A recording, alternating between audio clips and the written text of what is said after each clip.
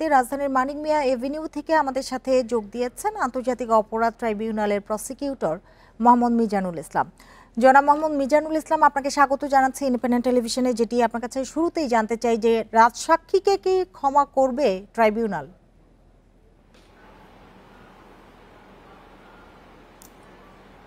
জি, আপনাকে ধন্যবাদ।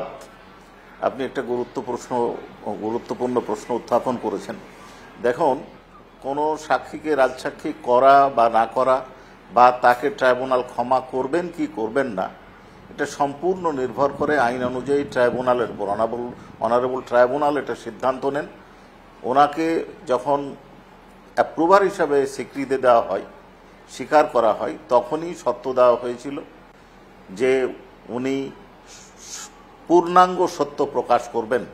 এই অঙ্গীকার দেওয়ার পরই ওনাকে ট্রাইব্যুনালে অ্যাপ্রুভার হিসাবে, অনারেবল ট্রাইব্যুনালের বিচারকগণ অ্যাপ্রুভার হিসাবে নিয়েছেন। এখন সাক্ষ্য গ্রহণ শেষে অনারেবল ট্রাইব্যুনাল ঠিক করবেন যে উনি পূর্ণাঙ্গ সত্য অনারেবল ট্রাইব্যুনালে উপস্থাপন করেছেন কিনা।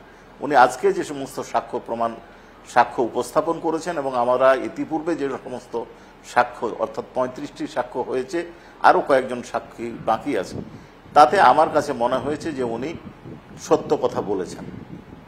অর্থাৎ অন্য সাক্ষীর সঙ্গে তার বক্তব্য মিলেছে এমনটি মনে হচ্ছে আপনার? জি, একটু জানতে চাই যে ট্রাইব্যুনালের নীতিমালা আসলে কি বলে যে জি বলুন। জি বলুন। জি, যেটি জানতে চাচ্ছি যে নিজের দোষ ঢাকতে কি রাজসাক্ষী হলেন আব্দুল্লাহ আল মামুন, আপনার কি মনে হয়? জি না, এই কথাটি মনে করার কোনো কারণ নেই।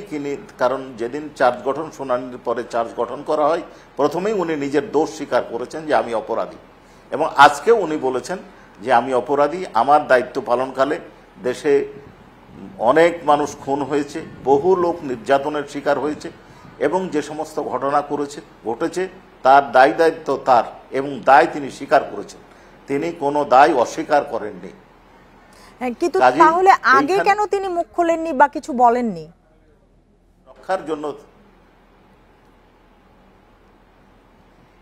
উনি আগে কেন বলেননি, এই বিষয়টি এই অ্যাপ্রুভারের ক্ষেত্রে আমাদের জানার এখতিয়ার নাই।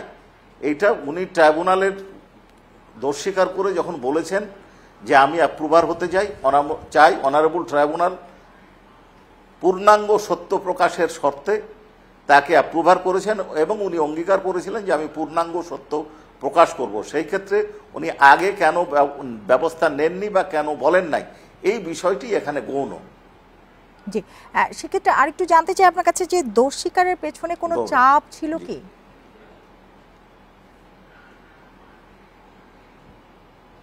দেখুন, ওনাকে দোষ স্বীকারের পিছনে প্রসিকিউশন বা ট্রাইব্যুনাল থেকে কোনো চাপ দেওয়ার কোনো সুযোগই ছিল না। কারণ হচ্ছে যে উনি জেল কাস্টডিতে ছিলেন। জেল কাস্টডিতে প্রসিকিউশনের কোনো টিম দেখা করেননি তার সাথে, কোনো সময় তার সাথে সাক্ষাৎ হয়নি, কোনো সময় চাপ প্রয়োগও করা হয়নি। এবং অনারেবল ট্রাইব্যুনালে ওনার আইনজীবী ছিলেন। আমরা আমাদের বক্তব্য অনারেবল ট্রাইব্যুনালে উপস্থাপন করেছি, এবং তারপরে উনি সব শুনেছেন, বুঝেছেন। বোঝার পরে যেদিন চার্জ গঠন করা হয়েছে সেই দিন তিনি স্বেচ্ছায় স্বীকারোক্তিমূলক জবানবন্দি দিয়েছেন। জি, জনাব মিজানুল ইসলাম, উনি সাক্ষ্যে যা বলেছেন তার প্রমাণ কি তিনি দিতে পেরেছেন?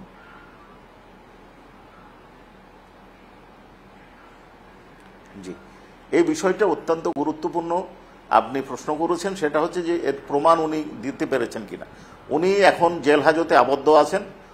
আমরা যে সমস্ত সাক্ষ্য প্রমাণ উপস্থাপন করেছি তার মধ্যে গুরুত্বপূর্ণ বক্তব্য হচ্ছে যে শেখ হাসিনা সরাসরি পুলিশকে নির্দেশ দিয়েছে, এই বক্তব্যটা একটা কল রেকর্ডে আসছেন। ওই কল রেকর্ডটা ওনার কাছে কার মাধ্যমে এসেছে এবং উনি কিভাবে এটা তার অধস্তনদেরকে জানিয়েছেন, সেই বক্তব্যটা দিয়েছেন। কাজেই এইটা গুরুত্বপূর্ণ প্রমাণ আমাদের কাছে আগে থেকেই আছে, এবং সেইটাকে উনি সমর্থন করেছেন। জি, মানে অর্থাৎ পূর্ণাঙ্গ সত্য উনি প্রকাশ করেছেন শেখ হাসিনার আদেশ প্রদানের ক্ষেত্রে। জি, হ্যাঁ, আরেকটি বিষয় একটু জানতে চাই যে যেটি শুরুতেই আপনার সঙ্গে কথা হচ্ছিল যে ট্রাইব্যুনাল নীতিমালা আসলে কি বলে, যেটি আমি জানতে চাচ্ছিলাম এর আগেও, রাজসাক্ষীর জন্য শাস্তি মওকুফের কোনো সুযোগ কি রয়েছে কিনা?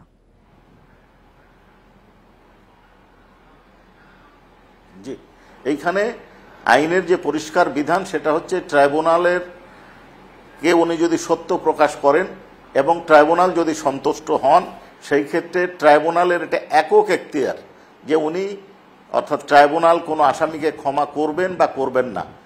তবে ওনাকে যখন অ্যাপ্রুভার করা হয় তখন উনি অঙ্গীকার করেছেন সত্য প্রকাশ করবেন এবং ট্রাইব্যুনাল কন্ডিশনালি অর্থাৎ সত্য প্রকাশের শর্তে ওনাকে অ্যাপ্রুভার হিসেবে গ্রহণ করেছেন। জাজমেন্টে নির্ধারিত হবে যে উনি সত্য প্রকাশ যেটা করেছেন বা ওনার বক্তব্যটা সত্য কিনা এবং ট্রাইব্যুনাল তাকে ক্ষমা করবেন কিনা।